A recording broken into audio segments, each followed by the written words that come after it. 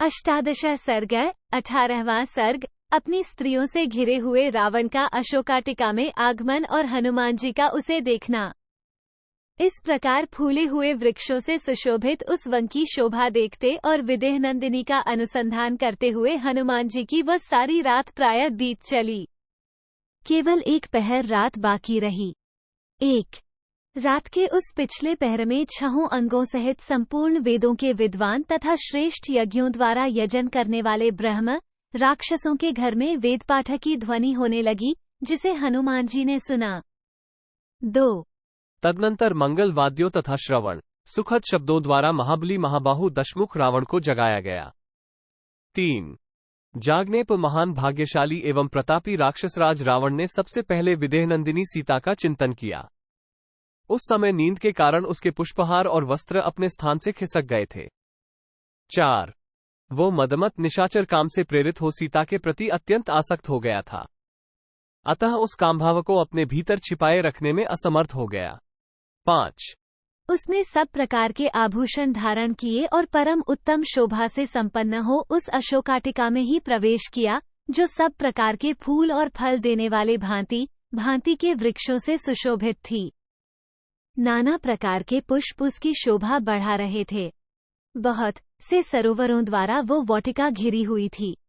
सदा मत वाले रहने वाले परम अद्भुत पक्षियों के कारण उसकी विचित्र शोभा होती थी। कितने ही नयनाभिराम क्रीडा मृगों से भरी हुई वो वाटिका भांति भांति के मृग समूहों से व्याप्त थी। बहुत से गिरे हुए फलों के कारण वहां की भूमि ढक गई थी। पुष्पवाटिका में मणि और सुवर्ण के फाटक लगे थे और उसके भीतर पंक्तिबद्ध वृक्ष बहुत दूर तक फैले हुए थे। वहां की गलियों को देखता हुआ रावण उस वाटिका में घुसा। 6-9 जैसे देवताओं और गंधर्वों की स्त्रियां देवराज इंद्र के पीछे चलती है, उसी प्रकार अशोकवन में जाते हुए पुलस्त्यनंदन रावण के पीछे पीछे लगभग 100 सुंदरियां गईं। 10 उन युवतियों में से किन्हीं ने सुवर्णमय दीपक ले रखे थे, किन्हीं के हाथों में चावर थे तो किन्हीं के हाथों में ताड़ के पंखे। 11 कुछ सुंदरियां सोने की झारियों में जल लिए आगे आगे चल रही थी और कई दूसरी स्त्रियां गोलाकार ब्रिसी नामक आसन लिए पीछे पीछे जा रही थीं। 12 कोई चतुर चालाक युवती दाहिने हाथ में पेयर से भरी हुई रत्न निर्मित चमचमाती कलशी लिए हुए थी। कोई दूसरी स्त्री सोने के डंडे से युक्त और पूर्ण चंद्रमा तथा राजहंस के समान श्वेत छत्र लेकर रावण के पीछे पीछे चल रही थी।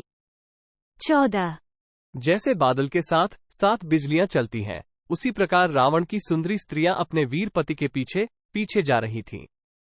उस समय नींद के नशे में उनकी आंखें झपी जाती थीं।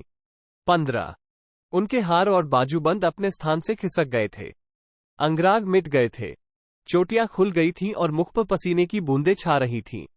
16 वे सुमुखी स्त्रियां अवशेष मद और निद्रा से झूमती हुई सी चल रही थीं। विभिन्न अंगों में धारण किए गए पुष्प पसीने से भींग गए थे और पुष्पमालाओं से अलंकृत केश कुछ कुछ हिल रहे थे। 17 जिनकी आंखें मदमत बना देने वाली थीं, वे राक्षसराज की प्यारी पत्नियां अशोकवन में जाते हुए पति के साथ बड़े आदर से और अनुराग पूर्वक जा रही थीं। 18 उन सबका पति महाबली मंदबुद्धि रावण काम के अधीन हो रहा था। वह सीता में मन लगाए मंदगति से आगे बढ़ता हुआ अद्भुत शोभा पा रहा था।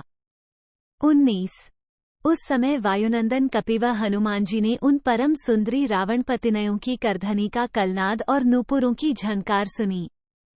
20 साथ ही अनुपम कर्म करने वाले तथा अचिंत्य बल पौरुष से संपन्न रावण को भी कपिवा हनुमान ने देखा, जो अशोकाटिका के द्वार तक आ पहुंचा था।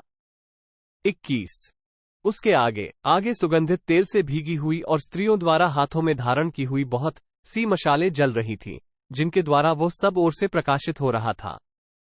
22 वह काम दर्प और मद से युक्त था, उसकी आंखें टेढ़ी लाल और बड़ी बड़ी थीं, वो धनुष रहित साक्षात कामदेव के समान जान पड़ता था।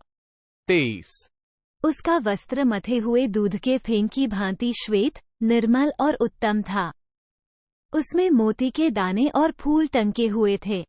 वह वस्त्र उसके बाजूबंद में उलझ गया था और रावण उसे खींचकर सुलझा रहा था। 24 अशोक वृक्ष के पत्तों और डालियों में छिपे हुए हनुमान जी सैकड़ों पत्रों तथा पुष्पों से ढक गए थे। उसी अवस्था में उन्होंने निकट आए हुए रावण को पहचानने का प्रयत्न किया।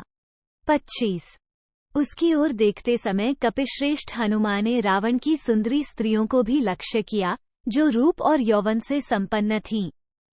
26 उन सुंदर रूप वाली युवतियों से घिरे हुए महायशस्वी राजा रावण ने उस प्रमदावन में प्रवेश किया, जहां अनेक प्रकार के पशु पक्षी अपनी अपनी बोली बोल रहे थे। 27 वो मतवाला दिखाई देता था। उसके आभूषण विचित्र थे। उसके कान ऐसे प्रतीत होते थे मानो वहां खूंटे गाड़े गए हैं। इस प्रकार वो विश्रवामुनि का पुत्र महाबली राक्षसराज रावण हनुमान जी के दृष्टिपथ में आया। 28 ताराओं से घिरे हुए चंद्रमा की भांति वो परम सुंदरी युवतियों से घिरा हुआ था। महातेजस्वी महाकपि हनुमान ने उस तेजस्वी राक्षस को देखा और देखकर यह निश्चय किया कि यही महाबाहु रावण है।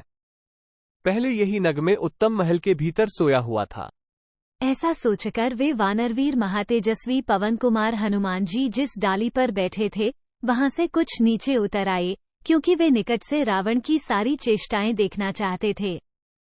29-30 यद्यपि मतिमान हनुमान जी भी बड़े उग्र तेजस्वी थे, तथापि रावण के तेज से तिरस्कृत से होकर सघन पत्तों में घुसकर छिप गए।